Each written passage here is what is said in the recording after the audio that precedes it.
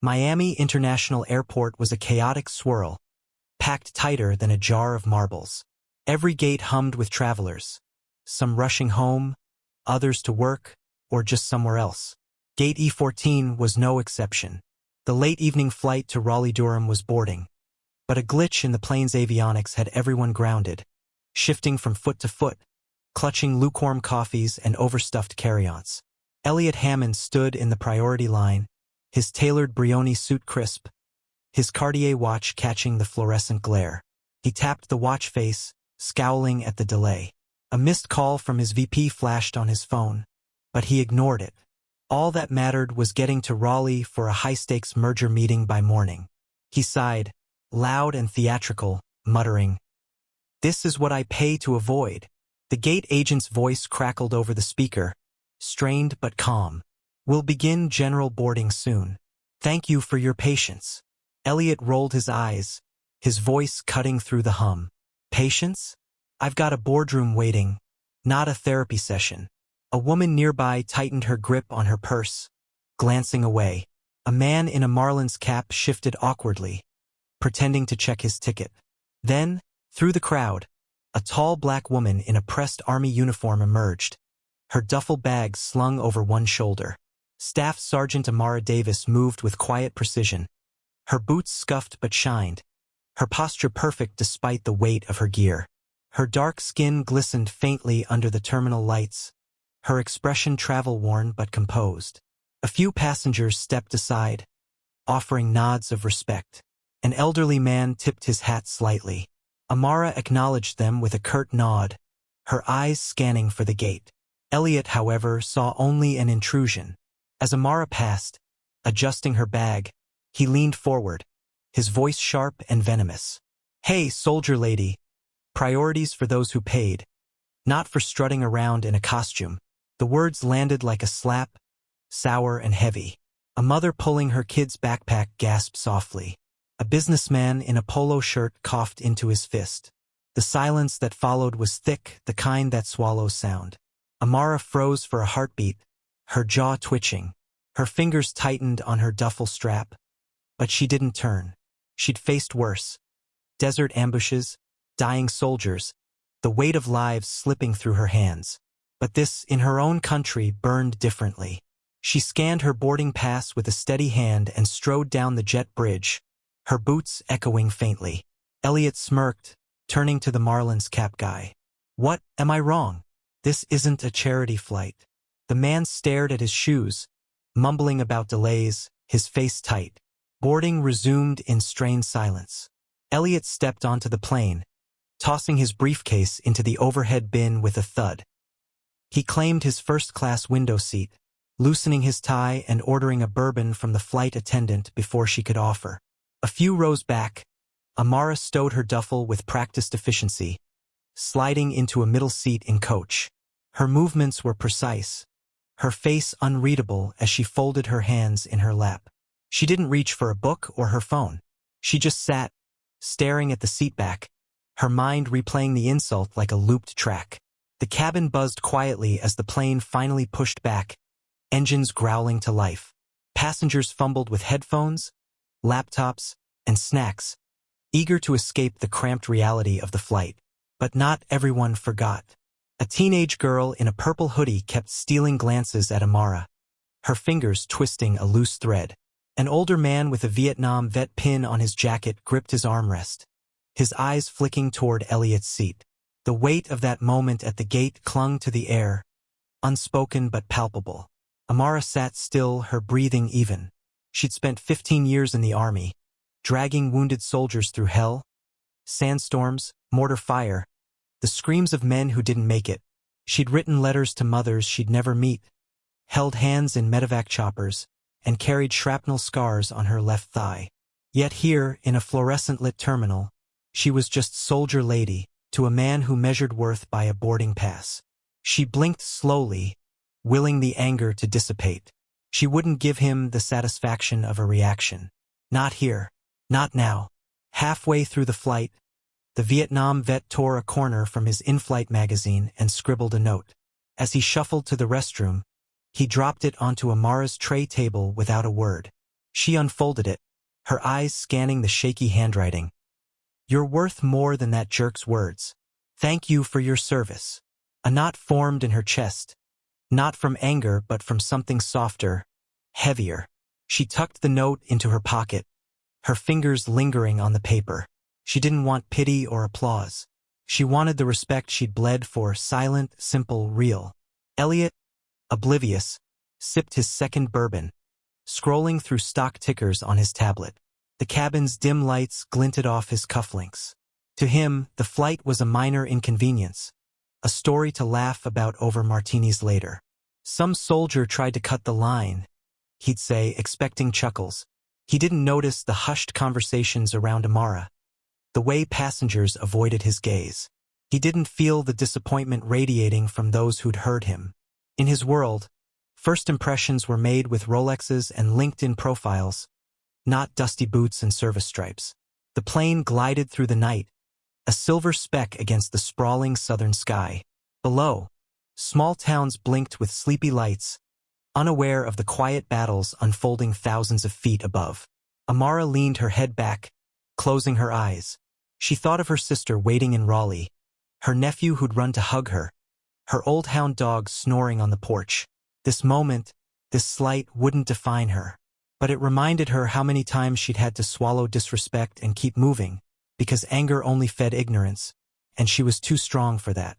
The wheels screeched softly against the runway at Raleigh-Durham International, just past midnight. Passengers stirred, half asleep, heads bobbing with the jolt of landing. Elliot stretched, popped his neck, and grabbed his briefcase the second the seatbelt sign blinked off. He was first out, offering the flight attendant a curt thanks before charging through the jet bridge. The humid terminal air hit him like a wall. He made a beeline for baggage claim, his phone already buzzing with texts about tomorrow's meeting. A black SUV waited outside, his ride to the Hilton downtown. Amara stayed seated, letting the crowd thin. Her hands rested on her knees, her duffel at her feet. She wasn't in a rush. The world had taught her to wait out storms, to move when the moment was right. She caught a few glances from passengers, not pitying, not curious, just aware. She preferred it that way. Awareness was a start. She grabbed her bag and headed out, her boots clicking against the polished floor. No fancy car waited for her, just her sister's pickup in the overnight lot, keys tucked under the mat. Elliot climbed into the SUV, barking Hilton downtown at the driver without looking up. The city lights blurred past, Raleigh's skyline a glittering distraction. He didn't think of Amara again. To him, she was a fleeting annoyance, a face he'd forget by his second drink at the hotel bar. But fate, as it often does, had other plans. The next morning broke gray and heavy, clouds choking the Carolina sun. Elliot sat alone at a corner table in the bean counter, a cozy cafe tucked between a pharmacy and a vintage furniture store. He sipped black coffee, skimming emails, his mind on the merger. A notification pinged, a news alert he nearly swiped away. But a name caught his eye.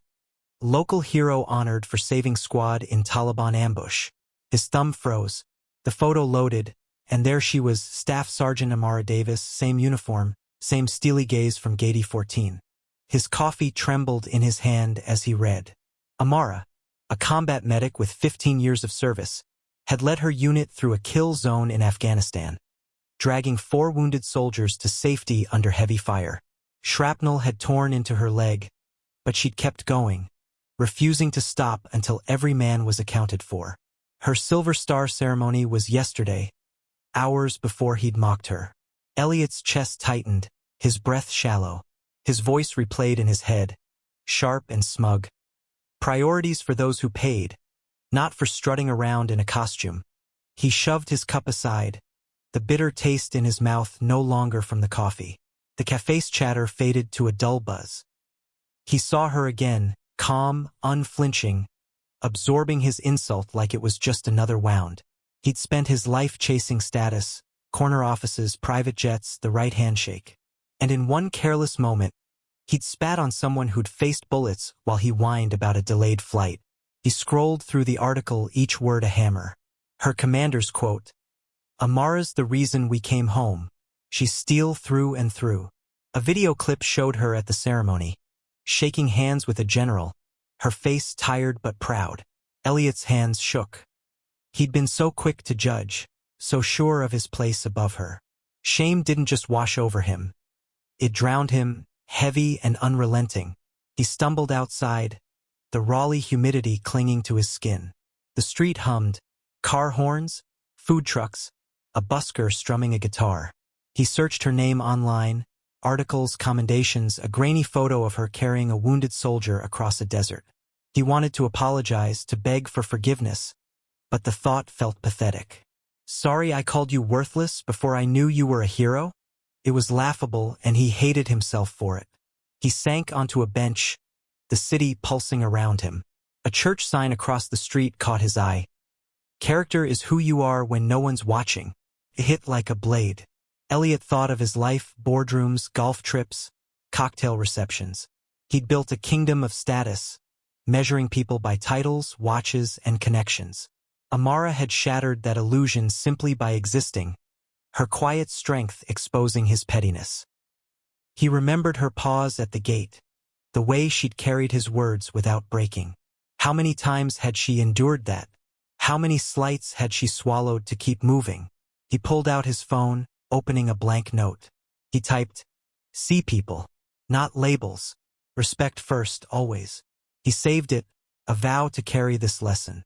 He couldn't undo what he'd said, couldn't erase the sting she'd felt. Amara was gone, back to her life, probably never thinking of him again. And why should she? He was nothing to her, a loudmouth in a suit, one of countless cuts she'd endured. But he could change. He had to. At his merger meeting, he didn't dominate like usual. He listened, asked questions, thanked the assistants who brought coffee. Small steps, but real ones. He noticed the tired eyes of the receptionist, the nervous fidgeting of a junior analyst. For the first time, he saw people, not roles. The work would be slow, unlearning years of arrogance, catching himself before he judged again. But he'd start today. Somewhere in North Carolina, Amara Davis pulled into her driveway, her hound dog barking as she unlocked the door. Her sister hugged her. Her nephew tackled her legs. She didn't know about Elliot's reckoning, and she didn't need to. Her strength didn't depend on his apology. She'd carried heavier burdens than his words and come out stronger every time. But the world had a way of balancing scales, and Elliot's lesson was just beginning. He'd never forget her face, her silence, her worth, and he'd spend the rest of his life trying to deserve the chance to do better.